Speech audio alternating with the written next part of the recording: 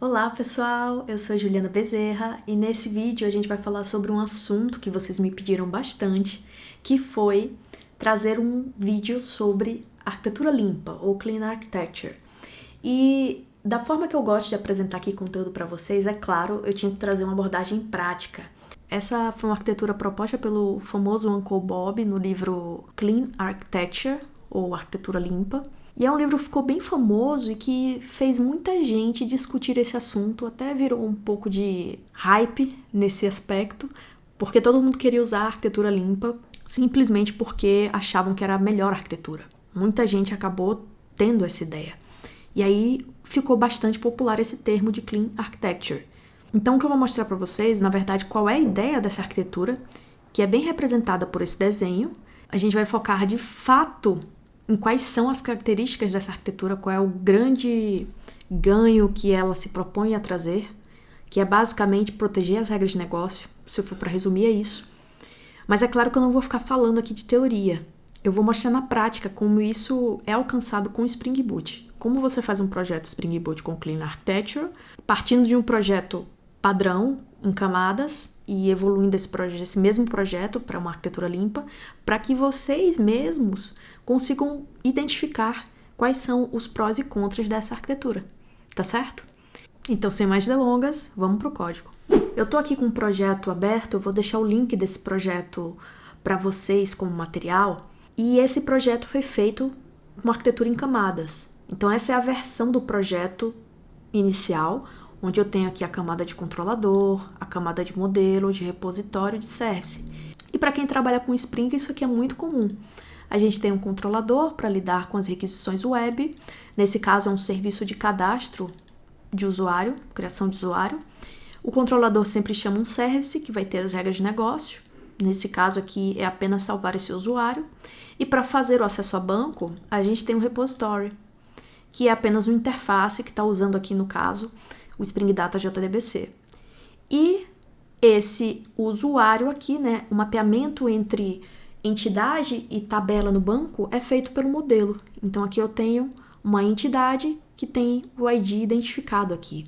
Inclusive, essa representação, ela é feita a partir da criação dessa tabela. Então aqui no Application Properties, eu inicio um banco em memória, que vai ser salvo em arquivo, habilito o console do H2 para a gente testar, e sempre executo esse arquivo de esquema aqui, por isso que eu coloquei o script dessa forma. Ele sempre vai executar a criação da tabela user, se ela não existir.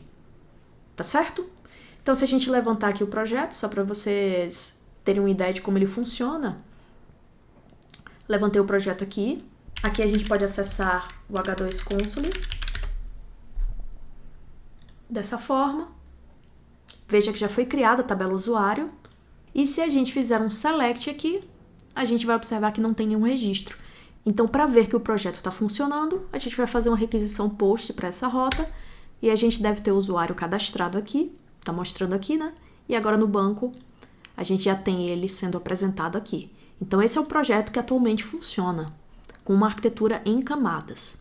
Qual é a proposta aqui? A gente vai refatorar esse projeto para usar uma arquitetura clean.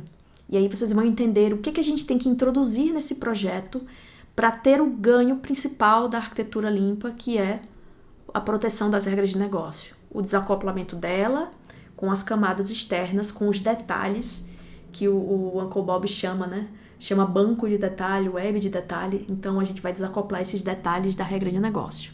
Então é isso que a gente vai ver como deve ser feito. Para começar a refatorar o projeto, para usar a arquitetura limpa, a gente vai criar um pacote chamado domain. E aqui a gente vai colocar as nossas entidades do sistema. E entidades aqui são as entidades de regras de negócio. Elas não podem ter dependência com framework. Isso aqui é um modelo, ele mapeia as colunas do banco de dados. Então isso aqui não deve ser usado como entidade de domínio, tá certo? Caso contrário, eu vou ter uma dependência com o framework Spring Data aqui. E vou ter uma dependência com os detalhes do banco. Então, eu preciso criar um user específico que vai ser desacoplado dessa estrutura de banco e desacoplado de framework. Então, eu vou chamar essa classe de user, vou até criar um record E aqui eu vou ter username, a senha e o e-mail. São essas propriedades que eu preciso para executar as regras de negócio no cadastro de usuário, ok? Como o meu sistema é pequenininho, eu só tenho essa entidade, então já posso trabalhar em outra camada agora, que vai ser a camada de application. O que é que eu vou colocar nessa camada? Eu vou colocar o que eu vou chamar aqui de casos de uso ou interactors, que são as implementações do caso de uso. E você já deve ter ouvido esse termo, caso de uso. A gente usava muito na época que era necessário ele listar requisito, né? E você trabalhava cada caso de uso. E a ideia é exatamente essa, né? É cada operação ser tratada como um caso de uso. Então, aqui em Application, a gente teria uma pasta, um pacote Use Cases. E aqui a gente poderia ter as interfaces de cada caso de uso. Eu vou fazer aqui, por simplicidade, o Interactor, que é a implementação dessa interface. Não necessariamente a gente precisa usar a interface aqui por caso de uso. A gente pode colocar a implementação direto aqui, tá? Os mais puristas vão dizer que tem que criar interface para tudo, mas a gente tem que entender qual é a vantagem disso. Por isso que eu vou criar aqui o Create User Interactor. Esse cara, como eu falei, poderia implementar uma interface do caso de uso, não vai ser o caso aqui. Vou criar apenas o Interactor. E ele vai realizar a operação de criação de usuário. Então, eu vou ter aqui uma operação de criação de usuário que usa a entidade que eu acabei de criar. Então, olha só, entidade que eu acabei de criar. E o nome dessa operação vai ser Create User. Então, perceba que esse Interactor é o service do Spring. No fim das contas é isso. Mas eu não posso ter nada de framework aqui, porque eu ainda estou trabalhando com regra de negócio. Tenho que proteger a regra de negócio dos frameworks. Então, aqui eu vou usar apenas código Java. E aí, gente, para a gente poder criar usuário, a gente primeiro precisa receber um usuário aqui. Por enquanto, vamos colocar aqui esse user mesmo da entidade, só para a gente conseguir andar aqui um pouquinho no código. Mas eu vou precisar de mais uma coisa. Eu vou precisar de um acesso àquele repository do banco de dados. Eu preciso fazer isso para poder criar o usuário. Era isso que eu fazia lá no meu service. Eu estou fazendo o mesmo código do service no Interactor. Então, para a gente fazer isso, e é aqui que começa a entrar, né, os desacoplamentos. A gente cria uma porta, a gente cria uma interface para nos comunicarmos com as camadas externas, que nesse caso vai ser a camada de persistência. Então, o que eu vou criar aqui, dentro do application, vai ser uma pasta chamada Gateways. E na pasta Gateways, eu vou criar uma classe chamada User Gateway. O que é um gateway? Um gateway é um portão de entrada. Então, o User Gateway vai ser uma estrutura genérica que vai permitir eu criar um usuário.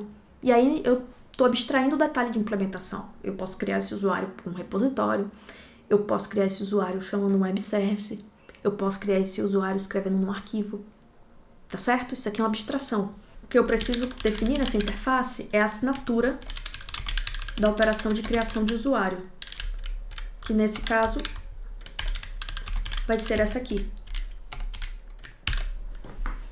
E a gente importa a user entity para cá. Então, eu vou precisar usar esse gateway, essa interface aqui no caso de uso. Eu não vou usar nenhuma implementação. E aí, como é que a gente faz isso? A gente cria aqui um User Gateway. User Gateway. Eu já estou pensando aqui no código que a gente vai precisar para fazer a injeção dessas dependências. Então, eu vou criar um código aqui com um construtor que recebe esse cara.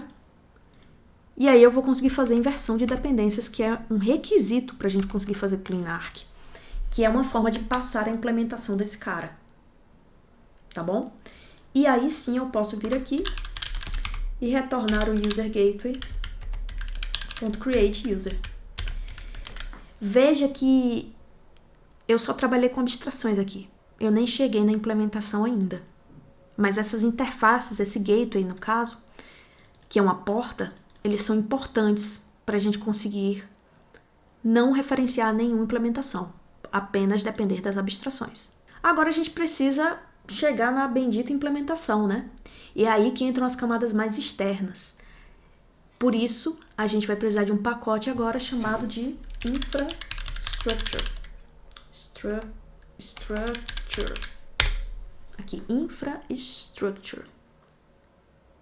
Na verdade, eu escrevi errado. É assim, infrastructure. Agora sim.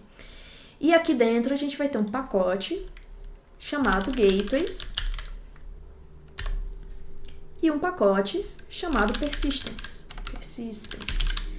No pacote gateways, eu vou colocar a implementação desse meu gateway aqui, essa interface. Então, a gente vai colocar uma implementação chamada User Repository Gateway.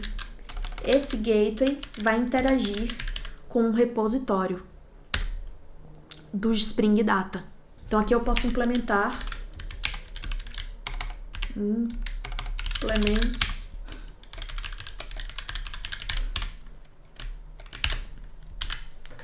e aí a gente vai ter que implementar o método, né, que é definido por essa interface. Vamos colocar aqui, beleza, gerado o método, e aí sim a gente detalha como é que vai ser essa criação. E aí, para fazer a implementação do gateway, eu vou precisar, para criar o usuário, chamar o repository. Esse é um gateway que apenas usa o repositório para criar o usuário no banco. Essa é a implementação. Então, eu vou pegar esse repositório aqui, ó, que é um repositório que tem dependência com o Spring Data Framework. Copio esse cara aqui. E eu vou jogar ele aqui na persistence, no pacote de persistência. Vou mudar o nome do pacote aqui. A gente tem um pacote chamado persistence dentro de infrastructure. Agora sim, tem um cara aqui. E aí eu posso agora usar esse cara. Vou até colocar, né, que uma boa prática é você declarar os campos como final, os campos de injeção, para que apenas eles sejam criados através da injeção. Então eu vou colocar aqui o user repository. Esse daqui. Beleza, declarei ele aqui. Vamos criar agora o construtor com esse atributo. Ok, estou injetando ele agora. E aí a gente usa esse cara aqui dentro. Então, o meu código vai ser o user repository.save passando o user que eu estou criando aqui. Só que, minha gente, esse repositório ele está dependendo de quê? Ele está dependendo da entidade do banco. Ele não depende da entidade de domínio, que é essa aqui. Então, não posso simplesmente fazer isso. O que eu vou precisar fazer agora?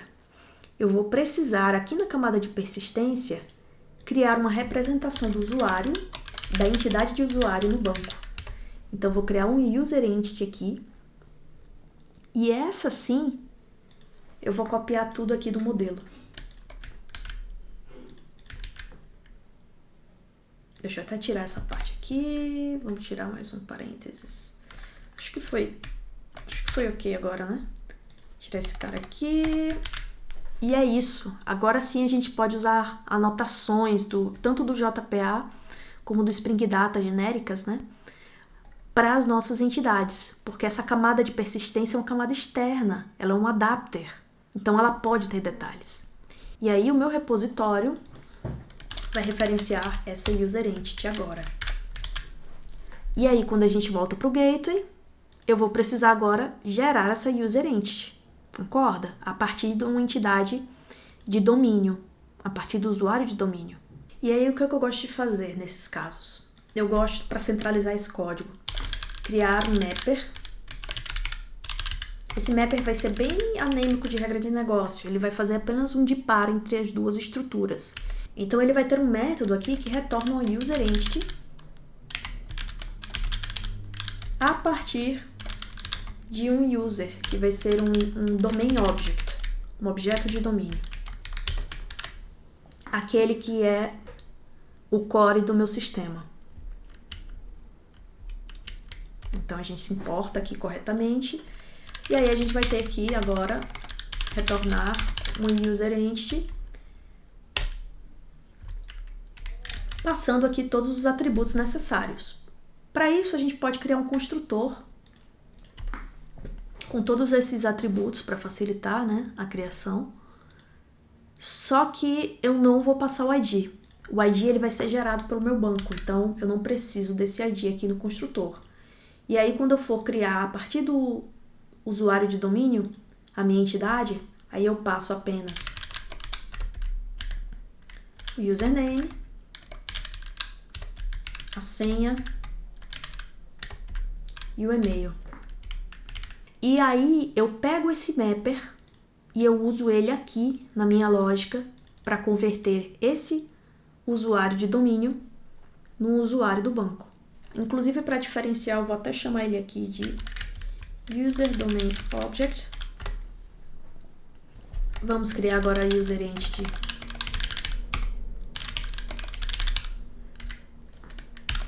aqui com esse mapper. Vou até passar ela aqui, ela que deve ser passada. E agora tá dando erro aqui porque eu tô retornando a entity. Então eu não posso retornar a entity. Eu tenho que converter essa entidade no objeto de domínio. E aí eu sempre cuspo aqui nas camadas mais externas um objeto de domínio e não objetos com detalhes, que é o caso da minha user entity. Então o que eu vou fazer aqui? No mapper eu também vou criar uma outra operação que retorna user. Então, toDomainObject, ela recebe um user entity, ela retorna um user passando o username, passando a senha e passando o e-mail. Ok, faltou um ponto e vírgula aqui. Agora sim, criei minhas duas operações. E aí eu posso vir aqui, criar minha user entity com objeto salvo. E aí a gente vai retornar a conversão. Então, para eu fazer essas conversões entre objetos, como eu falei, eu vou precisar do mapper. Então, vamos colocar aqui ele para injeção. User entity mapper. Vamos adicionar ele aqui. Vou colocar ele aqui também. E aí a gente vai pegar esse user entity mapper. Primeiro vamos transformar ele numa entidade, o objeto de domínio. E depois a gente usa esse mesmo cara para transformar o objeto entidade no objeto de domínio. Assim. Agora a gente está cuspindo, está recebendo, né, objeto de domínio e cuspindo objeto de domínio. Nossa estrutura de dados, nosso modelo de dados não está vazando para as camadas internas, ok? Então a gente já conseguiu fazer aqui a implementação da lógica, mas falta o controlador, que é o chamador de tudo. Não é verdade? A gente criou aqui, nascendo do domínio e saindo para as camadas externas, o nosso caso de uso, a nossa aplicação, com as abstrações relacionadas, os detalhes aqui da persistência, e agora falta uma outra camada de infraestrutura, que vai ser os controllers. Então aqui eu vou criar o user controller, que vai ser um REST controller. Inclusive, gente, a gente pode até copiar, né, o código do user controller antigo que eu salvei aqui. Vamos até olhar aqui como é que tá. Esse cara aqui, ó. Vou copiar tudo que tem aqui pra cá, porque é quase o mesmo código. Só que ao invés de usar o service, vou até fazer os imports aqui. Só que ao invés de usar o service, a gente vai usar o quê? O user, o create user interactor. A gente vai usar o use case. Então aqui na injeção, mesma coisa. Vou trocar aqui.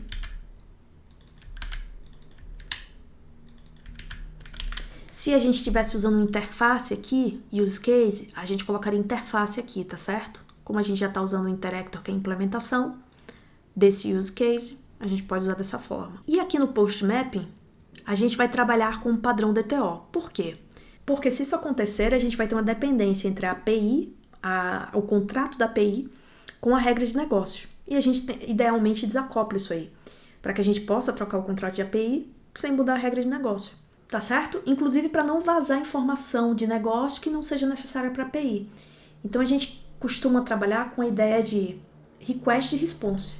Então aqui eu vou criar um create user request e um create user response. Para o create user request, eu vou usar um record e vou passar aqui para a criação username, password e e-mail. Já para a resposta, também vou usar um record, mas eu só quero retornar o username e o e-mail. Não quero retornar a senha, né? Depois de ser criada. Seria um pouco inseguro. Então, vou fazer algo do tipo. E agora, meu serviço, meu endpoint, vai retornar um create user response e vai receber um create user request. Então, isso aqui vai ser a minha request. E aí, o que a gente vai ter que fazer agora? A gente vai chamar o interactor para fazer a operação que a gente precisa. Só que o create user recebe um user e não uma request. Então, a gente precisa criar uma forma de converter essa request em um user e passar o objeto de negócio. Lembrando sempre, dentro do CleanArch, a gente não pode ter uma camada mais interna dependendo de detalhes das mais externas. Então, essa aqui é a mais externa, eu não posso simplesmente passar a request. Eu vou ter que converter essa request em um objeto de domínio e aí o meu interactor, ele fica protegido ali, conhecendo apenas o objeto de domínio, que é o objeto da regra de negócio, ok? Então, para a gente fazer essa conversão, a gente vai criar esse componente, o DTO Mapper. Aqui eu já fiz mais rápido porque é apenas um conversor, que pega o objeto de domínio e converte numa resposta, e pega uma request e converte num objeto de domínio. É basicamente isso. A gente pode pegar essa request, criar um objeto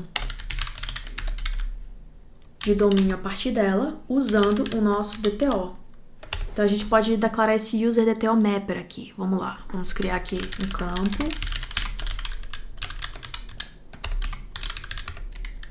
Vamos injetar ele aqui.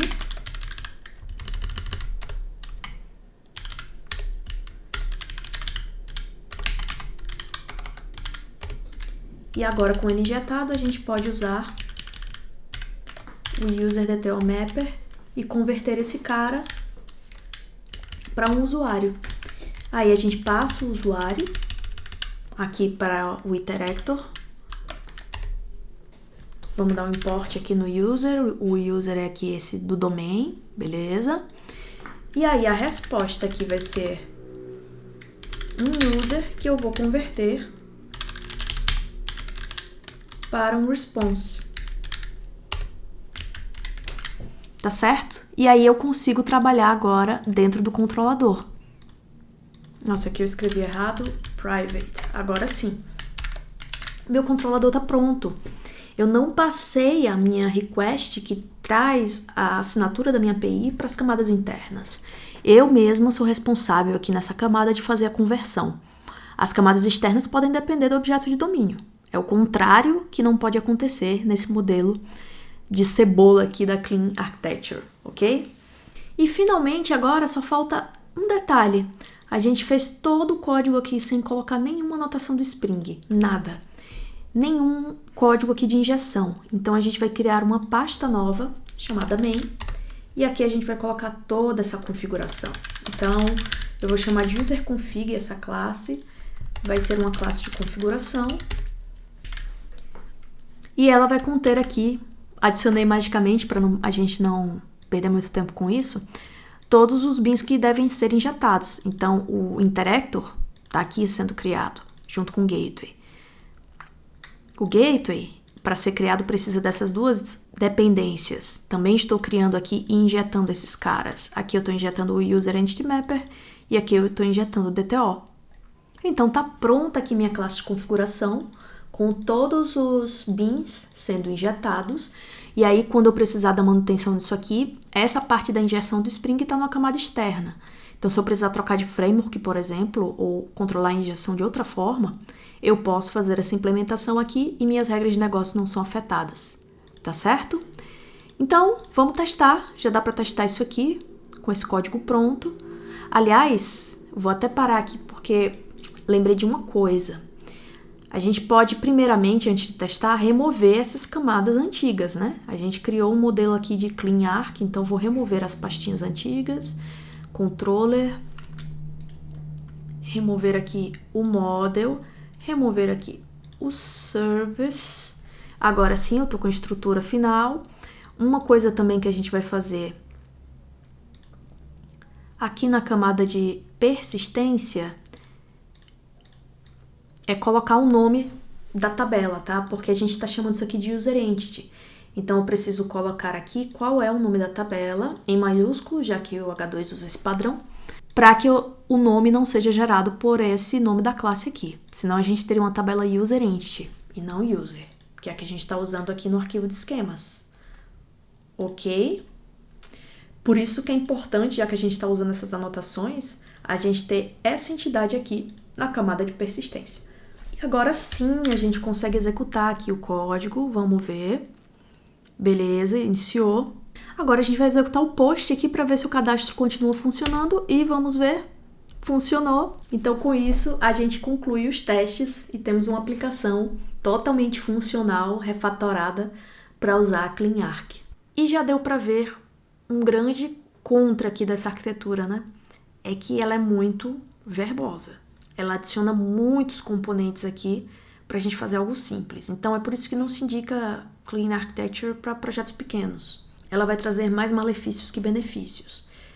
A grande vantagem de desacoplar as regras de negócio aqui nos use cases, não ter dependência com framework, é quando você tem um projeto mais robusto, que tem mais regras, que realmente esse core precisa estar protegido.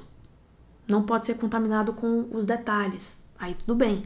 Mas para projetos que tem, até para microserviços, né, que tem um contexto mais reduzido, não seria muito indicado usar arquitetura limpa, porque você introduziria muito código, muitas classes aqui para fazer algo simples. Isso aqui é um cadastro de usuário, minha gente. E olha como ficou esse negócio gigante aqui, tá bom?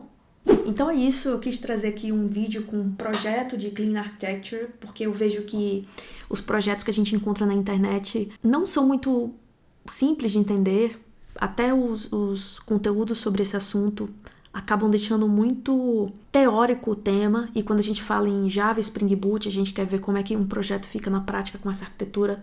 É difícil encontrar exemplos como esse, por isso que eu resolvi trazer aqui. Espero ouvir os comentários de vocês. Eu não sou usuária frequente da arquitetura limpa, sou mais uma estudiosa mesmo desse assunto. Então, seria muito legal ouvir a experiência de quem já adotou essa arquitetura em algum projeto corporativo e quais foram os ganhos obtidos, inclusive as dificuldades encontradas. Tá bom? Antes de sair, não se esquece de curtir aqui o vídeo, compartilhar com os colegas, se inscrever no canal, adicionar aqui suas impressões, até para que eu possa melhorar esse conteúdo. Eu vou deixar o link do projeto completo do GitHub aqui na descrição do vídeo, caso você queira dar uma olhada. Ficamos por aqui e vejo vocês no próximo vídeo.